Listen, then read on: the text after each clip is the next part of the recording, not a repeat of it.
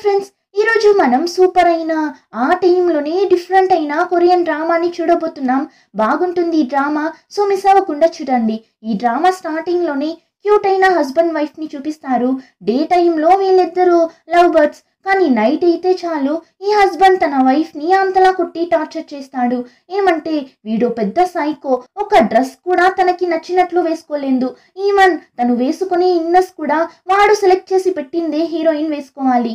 మిగిలిన మగాళ్ళు ఎవరు హీరోయిన్ని చూడకూడదు అని ఊరికి దూరంగా అడవి మధ్యలో ఉన్న ఒక పెద్ద లగ్జరీ అయిన విల్లాలో హీరోయిన్ని పెట్టి చూసుకుంటుంటాడు.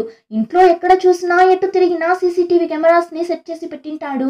అంతేకాకుండా హీరోయిన్ని చూసుకోవడానికి ఇద్దరు బాడీ గార్డ్స్ ని కూడా పెట్టింటాడు. ఏదో వైఫ్ మీద ప్రేమ వల్ల బాడీ గార్డ్స్ ని పెట్టాడు అని అనుకుంటే మాత్రం తప్పు.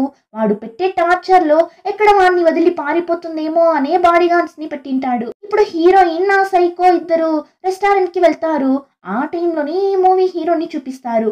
హీరో ఒక డాక్టర్, అందులోనూ ఈ ప్లాస్టిక్ సర్జరీ స్పెషలిస్ట్.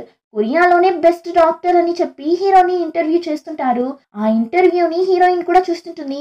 అలా చూస్తున్నప్పుడు ఆ సైకో రాగా వెంటనే హీరోయిన్ ఫోన్ ని దాచిపెట్టుకుంటుంది. వాడు నాకు ఒక ఇంపార్టెంట్ అయిన వర్క్ వచ్చేసింది, నువ్వు జాగ్రత్తగా బాడీ గార్డ్ తో కలిసి ఇంటికి వెళ్ళు అని వాడు రెస్టారెంట్ లో నుండి వెళ్ళిపోతాడు. ఇంకా హీరోయిన్ కూడా ఈ సైకో దగ్గర నుండి ఎలా తప్పించుకోవడం అన్నట్లు ఆలోచిస్తూ నడిచి వెళ్తుంటుంది. వెనకాలే బాడీ గార్డ్స్ కూడా వెళ్తుంటారు. అలా వెళ్తున్నప్పుడు హీరో హాస్పిటల్ ని చూస్తుంది. వెంటనే బాడీ గార్డ్స్ దగ్గర నేను ఆర్ట్ గ్యాలరీకి వెళ్ళాలనుకుంటున్నా, అక్కడ ఒంటరిగా ప్రశాంతంగా ఉండాలని ఉంది, సో మీరు నన్ను డిస్టర్బ్ చేయకుండా కిందనే ఉండండి అని చెప్పి హీరోయిన్ లిఫ్ట్ లో వెళ్ళిపోతుంది. ఈ బాడీ గార్డ్స్ కిందనే ఉన్నా కూడా వాళ్ళ చూపంతా హీరోయిన్ వెళ్తున్న లిఫ్ట్ మీదనే ఉంది. నిజంగానే హీరోయిన్ ఆర్ట్ గ్యాలరీకి వెళ్తుందా లేదా ఇంకెక్కడైనా వెళ్తుందా అని చూస్తుంటారు. కానీ లిఫ్ట్ ఆర్ట్ గ్యాలరీ ఉన్న ఆ ఫ్లోర్ లోనే స్టాప్ అవుతుంది. హీరోయిన్ కూడా బయట వస్తుంది, కానీ ఆర్ట్ గ్యాలరీ లోపలికి వెళ్లకుండా ఫాస్ట్ గా స్టెప్స్ ద్వారా హీరో హాస్పిటల్ కి వెళ్ళిపోతుంది. ఇప్పుడు లోపలికి వెళ్ళగానే హీరో దగ్గర నా ఈ ఫేస్ ని మీరు కంప్లీట్ గా మార్చి వేరొక రూపాన్ని నాకు మీరు ఇవ్వగలరా అని అడగ్గా హీరో షాకింగ్ గా మీ ఫేస్ లో ఒక్క చిన్న గాయం కూడా లేదు, అలాంటప్పుడు ఎందుకు మీ ఫేస్ ని మార్చాలి అని అడుగుతున్నారు, ఏమైనా ముఖ్యమైన కారణం ఉందా అని అడుగుతాడు. హీరోయిన్ అయితే నేను ఇప్పుడు చెప్పినా మీరు అర్థం చేసుకోలేరు, నా ఈ ఫేస్ నాకు ప్రమాదాన్ని మాత్రమే ఇస్తుంది, దానివల్ల ఇప్పుడు ఈ ముఖాన్ని నేను మారిస్తేనే నేను ప్రశాంతంగా జీవించగలను, అందుకే అడుగుతున్నా, ప్లీజ్ నాకు హెల్ప్ చేయండి అని అడిగినప్పుడు హీరో ఇక్కడ చూడండి, డాక్టర్స్ దగ్గర మీకున్న ప్రాబ్లమ్స్ ని కరెక్ట్ గా చెప్తేనే ఒక డాక్టర్ గా నేను మీ ప్రాబ్లమ్ ని సాల్వ్ చేయగలను, కానీ మీరు నేను ఇప్పుడు చెప్పలేను, నాకు సర్జరీ చేసి నా ముఖాన్ని మార్చండి అంటే నేను ఎలా చేయగలను, ఇంత బాగున్న మీ ఫేస్ ని మార్చుకోవాల్సినంతగా ఏం ప్రాబ్లం వచ్చిందో చెప్పండి అని అడగ్గా హీరోయిన్ ఏం చెప్పలేక అక్కడి నుండి వెళ్తుంటుంది. వెంటనే హీరో స్టాప్ చేసి మీకు ఏం ప్రాబ్లం అని నాకు తెలియడం లేదు, అదేంటో మీరు నా దగ్గర చెప్పేంత వరకు నేను మీకు హెల్ప్ చేయలేను, కానీ ఎప్పుడు నా దగ్గర చెప్పాలి అని అనిపిస్తుందో అప్పుడు రండి, నేను ఖచ్చితంగా హెల్ప్ చేస్తాను అంటాడు. కానీ హీరోయిన్ ఆ సైకో దగ్గర నుండి తప్పించుకోవడానికి చాలా సార్లు ట్రై చేసింటుంది. కానీ హీరోయిన్ ఎక్కడ వెళ్ళినా ఆ సైకో కనిపెట్టేస్తాడు. అలా కనిపెట్టి హీరోయిన్ ని టార్చర్ చేయడమే ఒక హాబీగా పెట్టుకుంటాడు. ఇంకా ఈ సైకో చాలానే రిచ్ అయిన ఒక ఫ్యామిలీకి చెందినవాడు. సో వాడి గురించి ఎవరి దగ్గర చెప్పినా కూడా ఎవరు ముందుకొచ్చి హీరోయిన్ కి హెల్ప్ చేయరు. సో ఇప్పుడు వీడి దగ్గర చెప్పినంత మాత్రాన వీడు హెల్ప్ చేసేస్తాడా ఏంటి అని ఆలోచించిన హీరోయిన్ ఏం మాట్లాడకుండా ఏడుస్తూ అక్కడి నుండి వెళ్ళిపోతుంది. ఇప్పుడు ఇంటికి వెళ్ళగానే హీరోయిన్ హస్బెండ్ ఆ సైకో హీరోయిన్ ని చాలా ప్రేమగా హక్ చేసుకుంటాడు. అలానే హీరోయిన్ నెక్ దగ్గర కిస్ చేస్తాడు. వాడికి హీరోయిన్ నెక్ అంటే చాలా ఇష్టం, కానీ హీరోయిన్ కి అయితే చాలానే కంపరంగా ఉంది, ఒకలా అసహ్యం వేసేలా ఉంటుంది. అయినా ఆ సైకో అదంతా ఏం పట్టించుకోడు. ఇంకా నెక్స్ట్ డే హీరో హీరోయిన్ ని వాడి ఇంటికి పిలుచుకుని వెళ్తాడు. అక్కడ చూస్తే ఈ సైకో వాళ్ళ నాన్న సైకో కంటే కూడా పెద్ద సైకోలా ఉన్నాడు. హీరోయిన్ హస్బెండ్ వాళ్ళ అమ్మ చనిపోయింటారు. సో ఆ ముసలోడు రెండో పెళ్లి చేసుకుంటాడు. ఇప్పుడు రెండో వైఫ్ కి పుట్టిన అబ్బాయి కాస్త లేట్ గా వచ్చాడు అని వాని కొట్టడానికి ఎగురుకుంటూ వెళ్ళగా అడ్డంగా హీరోయిన్ వెళ్ళి నిల్చుంటుంది, కొట్టకండి అని. అయినా ఆ సైకో నాన్న దూరం వెళ్తావా లేదా అని చెప్పి ఇప్పుడు హీరోయిన్ ని కూడా కొట్టేలా వెళ్తాడు. వెంటనే హీరోయిన్ హస్బెండ్ వాడి నాన్న చెయ్యిని పట్టి స్టాప్ చేసి వదిలేండి నాన్న, తెలియకుండా లేట్ గా వచ్చింటాడు, ఇంకోసారి అలా రాడు అని వాళ్ళ నాన్నని కూల్ చేస్తాడు. ఇంకా హీరోయిన్ కి ఆ సైకోకి పెళ్ళై 5 సంవత్సరాలు అవుతుంటుంది కానీ ఇంకా పిల్లలు లేరు. సో ఆ సైకో నాన్న ఇద్దరికి పెళ్ళై 5 సంవత్సరాలు అవుతున్నా నీ భార్య యూన్ ఇంకా కూడా ప్రెగ్నెంట్ అవ్వడం లేదు, ఇంకెందుకు తినని డివోర్స్ చేసి వేరొక అమ్మాయిని పెళ్లి చేసుకో అంటే నువ్వు వినడం లేదు అంటాడు. కానీ హీరోయిన్ హస్బెండ్ ఈ విషయంలో అంతా హీరోయిన్ సైడే మాట్లాడుతుంటాడు. లేదు నాన్న, తను మెడిసిన్స్ అంతా వేసుకుంటూనే ఉంది, సో త్వరలోనే తను ప్రెగ్నెంట్ అవుతుంది అన్నప్పుడు వాడి పిన్ని, అవునండి నేను యూన్ కి పిల్లలు పుట్టడానికైనా మెడిసిన్స్ ని ఇచ్చి పంపిస్తున్నా కదా, సో త్వరలోనే పిల్లలు పుట్టారు, మీరు వెయిట్ చేయండి అంటుంది. ఇంకా హీరోయిన్ అక్కడి నుండి వెళ్ళేటప్పుడు పనమ్మాయి హీరోయిన్ దగ్గర పిల్లలు పుట్టడానికైనా మెడిసిన్స్ ని ఇచ్చేసి వెళ్తుంది, వాళ్ళ అత్త ఇచ్చారు అని. ఇంకా సైకో హీరోయిన్ ని ఇంట్లో డ్రాప్ చేసి ఆఫీస్ కి వెళ్ళిపోతాడు. వెంటనే హీరోయిన్ వాళ్ళ అత్త ఇచ్చిన మెడిసిన్స్ ని తీసి సింక్ లో పోస్తుంటుంది. ఆ టైం అని చూసి బయట వెళ్ళిన సైకో మళ్ళీ ఇంట్లోకి వచ్చేస్తాడు. అందులోనూ నేరుగా కిచెన్ లోకి వస్తాడు. ఇప్పుడు వాడి చూడగానే హీరోయిన్ చాలానే భయపడిపోతుంది. అలానే వణుకుతూ నిల్చున్నప్పుడు వాడు హీరోయిన్ చేసేదంతా చూసేస్తాడు. దగ్గరకు వెళ్ళి, అయితే నువ్వు ఇన్ని రోజులుగా ఈ మెడిసిన్స్ ని ఇలా సింక్ లో పోస్తున్నావా, ఎందుకు ఇలా అంతా చేస్తున్నావు, నీకు పిల్లల్ని కనడంలో ఇష్టం లేదా అని అడగ్గా హీరోయిన్, ఎలా ఇష్టం ఉంటుంది నాకు, నరకం అంటే ఏంటో ప్రతిరోజు నువ్వు నాకు చూపిస్తున్నావు, అలా ఉన్నప్పుడు ఏ ధైర్యంతో నేను పిల్లల్ని కనగలను, నాకు పుట్టే ఆ పిల్లలు కూడా ఈ జైల్లో తగులుకొని నరకం అనుభవించాలా ఏంటి, నేను సచ్చినా అలంతా జరగనివ్వను, అంతేకాకుండా నాకు బిడ్డ పుడితే ఆ బిడ్డని కారణంగా చూపించి నన్ను ఇక్కడే లాక్ చేయాలనే కదా నువ్వు ట్రై చేస్తున్నావు, అలా అంతా అస్సలు జరగదు అన్నప్పుడు ఆ సైకోని చూసారంటే, ఏ బంగారు, నేను నిన్ను ఎంత లవ్ చేస్తున్నా తెలుసా, కానీ నువ్వేంటి ఏమేమో మాట్లాడుతున్నావు, నీకు నచ్చినట్లే కదా అంతా చేస్తున్నా అన్నప్పుడు హీరోయిన్, నాకు ఏం నచ్చుతుంది ఏం నచ్చదు అని నీకేం తెలుసు, నీకు అసలు ఏమీ తెలీదు, నన్ను నువ్వు అంతలా టార్చర్ చేస్తున్నావు, దయచేసి నన్ను వదిలే అంటుంది. కానీ వాడు, అరే ఆ మాట మాత్రం చెప్పుకు బంగారు, నేను తట్టుకోలేకున్నా అయినా నీకోసం నేను ఏమీ చేయలేదా ఏంటి, రా అని హీరోయిన్ ని ఒక రూమ్ కి పిలుచుకొని వెళ్తాడు. అంత పెద్ద ఇంట్లో హీరోయిన్ కాస్త సంతోషంగా రిలాక్స్డ్ గా ఫీల్ అయ్యేది ఈ రూమ్ లోనే. ఏమంటే హీరోయిన్ కి పెయింటింగ్ చేయడం అంటే చాలా ఇష్టం, సో దానికోసం ఒక రూమ్ ని అరేంజ్ చేసి ఇచ్చింటాడు. ఇప్పుడు ఆ రూమ్ కి పిలుచుకుని వెళ్ళి, చూడు ఇదంతా నీకోసమే కదా చేశాను, నీకు పెయింటింగ్ వేయడం ఇష్టం అని తెలిసే కదా నీకోసం అరేంజ్ చేసి ఇచ్చాను అని వెళ్ళి హీరోయిన్ ని హక్ చేసుకుంటాడు. కానీ హీరోయిన్ కోపంగా వాడిని దూరం తోసి, నా డ్రీమ్ ని నువ్వు నాశనం చేసేసావు, నా టాలెంట్ ని నా డ్రీమ్ ని ఈ ఒక్క చిన్న రూమ్ లో బంధించి పెట్టేసి నీకు నచ్చిందే కదా చేశాను అని చెప్తున్నావా నువ్వు, ఒకటి అర్థం చేసుకో, నేను మీ అమ్మలా అంతా లేను, దయచేసి మీ అమ్మతో నన్ను కంపేర్ చేయకు, మీ నాన్న మీ అమ్మని కొట్టి కొట్టి టార్చర్ చేసి చంపేశాడు, ఇప్పుడు నేను చూడటానికి మీ అమ్మలానే ఉన్నా అని మీ నాన్నలానే నువ్వు నన్ను పెళ్లి చేసుకొని అంతలా టార్చర్ చేస్తున్నావు అంటుంది. అంతే సైకో ట్రిగర్ అయిపోతాడు. మా అమ్మ గురించి మాట్లాడుకో అని నీకు చాలా సార్లు చెప్పాను కానీ నువ్వు వినడమే లేదు అని హీరోయిన్ ని అంతలా కొట్టి అక్కడి నుండి వెళ్ళిపోతాడు. కానీ ఆ సైకో చాలా హుషారుగా హీరోయిన్ ఫేస్ మీద మాత్రం కొట్టనే కొట్టడు. అందుకే హీరోయిన్ ని చూసినప్పుడు దెబ్బలు తిన్నట్లే అనిపించదు. ఇంకా నెక్స్ట్ డే హీరోయిన్ తన ఫ్రెండ్ ని మీట్ అవ్వాలి అని అనుకుంటుంది. కానీ ఫ్రెండ్ ని మీట్ అవ్వడానికి వెళ్తాను అంటే ఆ సైకో పంపించడు. సో హీరో దగ్గర వాళ్ళ అమ్మని చూడటానికి వెళ్తున్నా అని వాడి దగ్గర అబద్ధం చెప్పి ఫ్రెండ్ ని చూడటానికి వెళ్తుంది. యాక్చువల్లీ హీరోయిన్ అమ్మకి హెల్త్ బాగాలేక హాస్పిటల్లో అడ్మిట్ చేసింటారు. చాలా ఇయర్స్గా హాస్పిటల్లోనే అడ్మిట్ అయి ఉంటారు. ఇప్పుడు హీరోయిన్ కూడా హాస్పిటల్ దగ్గరకు వెళ్ళిపోతుంది. లోపలికి వెళ్లే ముందు బాడీ గార్డ్స్ దగ్గర, మీరు ఇక్కడే ఉండండి, మా అమ్మ దగ్గర ఒంటరిగా టైం స్పెండ్ చేయాలి అని చెప్పి హాస్పిటల్ లోపలికి వెళ్తుంది. కానీ అలానే ఆ హాస్పిటల్ బ్యాక్ సైడ్ డోర్ ద్వారా బయట వెళ్ళిపోతుంది. ఆ హాస్పిటల్ పక్కనే టీ షాప్ ఉంటుంది. ఆ టీ షాప్ కి తన ఫ్రెండ్ ని రమ్మని చెప్పింటుంది. ఇప్పుడు ఫ్రెండ్ ని కూడా చూసేస్తుంది. ఫ్రెండ్ ని చూసిన తరువాతనే హీరోయిన్ కి కాస్త హ్యాపీగా ఉంటుంది. ఫ్రెండ్ కూడా, హే యూన్, ఇంకా ఎన్ని రోజులని మనం ఇలా సీక్రెట్ గా మీట్ అయ్యేది అని మాట్లాడుతున్నప్పుడు ఆ అమ్మాయి బాయ్ ఫ్రెండ్ కూడా వస్తాడు. ఇప్పుడు ముగ్గురు కూర్చొని మాట్లాడుతుంటారు. కానీ అంతలో ఈ బాడీ గార్డ్స్ కి హీరోయిన్ వాళ్ళ అమ్మని చూడటానికి వెళ్ళలేదు అని తెలిసి వెంటనే హీరో దగ్గర చెప్పిస్తారు. అంతేకాకుండా హీరోయిన్ ఇప్పుడు ఏ ప్లేస్ లో ఉంది అని హీరోయిన్ మొబైల్ ద్వారా ట్రాక్ చేసి మరీ సైకో దగ్గర చెప్పిస్తారు. అంతే ఆ సైకో చాలా కోపంగా హీరోయిన్ ఉన్న ప్లేస్ కి వెళ్ళిపోతాడు. అక్కడ వెళ్ళి చూస్తే హీరోయిన్ బ్యాడ్ టైం, ఆ టైం అని చూసి అక్కడ హీరోయిన్ ఫ్రెండ్ లేదు, తను రెస్ట్ రూమ్ కి వెళ్ళింటుంది. సో ఇప్పుడు హీరోయిన్ ఎవరితో మాట్లాడుతుంటుంది? తన ఫ్రెండ్ వాళ్ళ బాయ్ ఫ్రెండ్ తోనే కదా. ఇంకేముంది, ఈ అబ్బాయిని కలవడానికే అబద్ధం చెప్పి వచ్చిందా అని తప్పుగా అనుకుంటాడు. అందులోనూ హీరోయిన్ వాడి దగ్గర నవ్వుతూ మాట్లాడుతుంటుందా, అంతే టెన్షన్ అయి నేరుగా లోపలికి వెళ్ళిపోతాడు. వాడిని చూడగానే హీరోయిన్ ముఖంలో ఉన్న సంతోషం అంతా పోతుంది. చాలానే భయపడుతుంటుంది. కానీ ఆ సైకో అక్కడ ఏం మాట్లాడాడు, రా వెళ్దామని హీరోయిన్ ని పిలుచుకొని వెళ్ళిపోతాడు. ఇప్పుడు కారులో వెళ్తున్నప్పుడు, ఏంటి మేడం అంతలా నవ్వుతున్నారు, నువ్వు ఇలా అంత నవ్వడం నేను ఇంతవరకు చూడనే లేదు కదా. నువ్వు ఇలా నవ్వడం మన పెళ్లికి ముందు చూసింది, ఆ తరువాత నన్ను చూస్తేనే ముఖాన్ని కోపంగా పెట్టుకొని తిరుగుతుంటావు.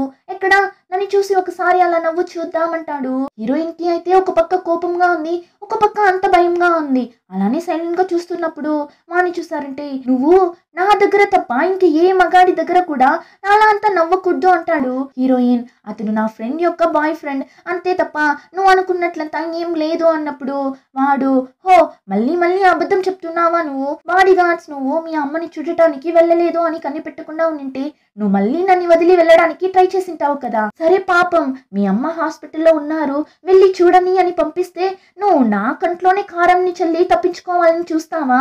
ఇంకా ఇది అయ్యే పని కాదు. ఇక నుంచి నువ్వు ఒంటరిగా అంతా మీ అమ్మని చూడటానికి వెళ్ళకు, నేను నీతో పాటు వస్తాను, ఇద్దరం కలిసే వెళ్ళి చూసేసి వద్దామంటాడు. హీరోయిన్ కి అయితే ఫుల్ కోపం వచ్చేస్తుంది. ఏం చెప్తున్నావు నువ్వు? అయినా నేనెందుకు ఒంటరిగా వెళ్ళి మా అమ్మని ఫ్రెండ్స్ ని మీట్ అవ్వకూడదు? ఒక మనిషిగా నాకు ఆ రైట్స్ కూడా లేదా ఏంటి? నేను ఎప్పుడైనా మా అమ్మని నా ఫ్రెండ్స్ ని వెళ్ళి మీట్ అవుతాను అని అర్చగా. అంతే వాడు టెన్షన్ అయి కార్ని ఫాస్ట్ గా డ్రైవ్ చేసి స్టాప్ చేసి హీరోయిన్ ని కొట్టేలా వెళ్తాడు, అని కొట్టకుండా స్టాప్ అయిపోతాడు. చాలా కోపంగా హీరోయిన్ ని చూస్తుంటాడు.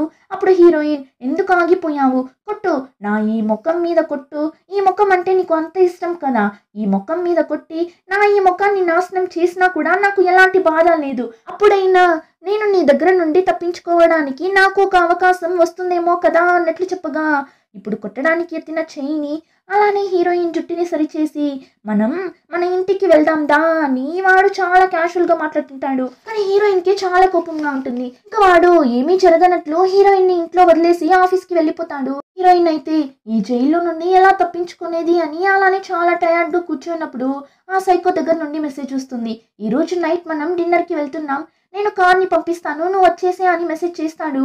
హీరోయిన్ కి అయితే ఆ మెసేజ్ ని చూడగానే వామిట్ వచ్చేస్తుంది. ఏమంటే వాడు హీరోయిన్ ని అంతలా హింసిస్తుంటాడు. అంతేకాకుండా ఆ సైకో, నీ పొడవైన జుట్టు అంటే నాకు చాలా ఇష్టం అని చెప్పి హీరోయిన్ ని కిస్ చేసింటాడు. సో హీరోయిన్ ఇప్పుడు ఉన్న డిప్రెషన్ లో సిజర్ ని తీసి తన జుట్టుని ఎలా పడితే అలా కట్ చేసుకుంటుంది. అంతలా ఏడుస్తుంది. ఒకలా పిచ్చి పట్టినట్లుంది తనకి. కానీ కాసేపు తరువాత ధైర్యం తెచ్చుకొని మనం ఇంకా కూడా ఇక్కడే ఉన్నామంటే వాడి దగ్గర బలి అయిపోతామని ఫాస్ట్ గా ఆ ఇంట్లో నుండి వెళ్ళిపోతుంది. నేరుగా హీరో హాస్పిటల్ దగ్గరికి వెళ్తుంది. కానీ లోపలికి వెళ్ళదు. హాస్పిటల్ బయటనే హీరో కోసం వెయిట్ చేస్తుంటుంది. ఏమంటే లోపలికి వెళ్తే సీసీటీవీ ద్వారా సైకో దగ్గర తగులుకుంటుంది అని బయటనే వెయిట్ చేస్తుంటుంది. కానీ ఫుల్ గా వర్షం పట్టుంటుంది. అయినా అలానే ఆ వర్షంలోనే వణుకుతూ కూర్చుంటుంది. ఆ టైంలోనే హీరోయిన్ హస్బెండ్ రెస్టారెంట్ లో హీరోయిన్ కోసం వెయిట్ చేస్తుంటాడు. ఏంటి ఇంకా రాలేదు అన్నట్లు కూర్చుంటాడు. కరెక్ట్ గా బాడీ గార్డ్ కూడా కాల్ చేసి, ఇలా మీ వైఫ్ మళ్ళీ ఇంట్లో నుండి తప్పించుకొని వెళ్ళిపోయారు, తనని ట్రాక్ కూడా చేయలేము, ఫోన్ ని ఇంట్లోనే పెట్టేసి ఎస్కేప్ అయి వెళ్ళిపోయారు అని చెప్పగా, సరే వెంటనే ఇంటి బయట ఉన్న సీసీటీవీ ఫుటేజెస్ ని తీసి నాకు పెట్టండి అంటాడు. వాళ్ళు పెడతారు. ఇప్పుడు హీరోయిన్ తప్పించుకొని వెళ్ళడం చూసి ఆ సైకోకి అంత కోపం వస్తుంది. యాక్సెప్ట్ చేసుకోలేక టేబుల్ మీద కోపాన్ని చూపిస్తుంటాడు. ఇంకా ఇక్కడ హీరో డ్యూటీ అంతా కంప్లీట్ చేసి హాస్పిటల్ బయట వచ్చేస్తాడు. హీరోయిన్ కూడా హీరోని చూసేస్తుంది. కానీ హీరో దగ్గర వెళ్ళి మాట్లాడకుండా అంత వర్షంలో అలానే వెనకాలి ఫాలో అవుతూ వెళ్తుంటుంది. హీరో ఇంటి వరకు ఫాలో అవుతూనే వెళ్ళిపోతుంది. హీరో అయితే వాడి వెనకాల ఒక మనిషి వస్తున్న విషయం కూడా తెలుసుకోకుండా గేట్ ఓపెన్ చేసి లోపలికి కూడా వెళ్ళిపోతాడు. ఆ తరువాతనే ఎవరో కింద పడినట్లు సౌండ్ వినిపిస్తుంది. వీడు ఏం సౌండ్ అని బయట వెళ్ళి చూస్తే హీరోయిన్ అలానే కింద పడి ఉంది. వాడు బెదిరిపోయి, ఎవరండి మీరు, ఏమైంది మీకు అని దగ్గరకు వెళ్తాడు. ఆ తరువాతనే హీరోకి అది హీరోయిన్ అని తెలుస్తుంది. మీరా అని హీరో షాక్ అయి వెంటనే లోపలికి పిలుచుకుని వెళ్ళి బెడ్షీట్ అంతా కప్పి హీరోయిన్ మార్చుకోవడానికి తన వైఫ్ డ్రెస్ ని తీసుకొచ్చి ఇస్తాడు.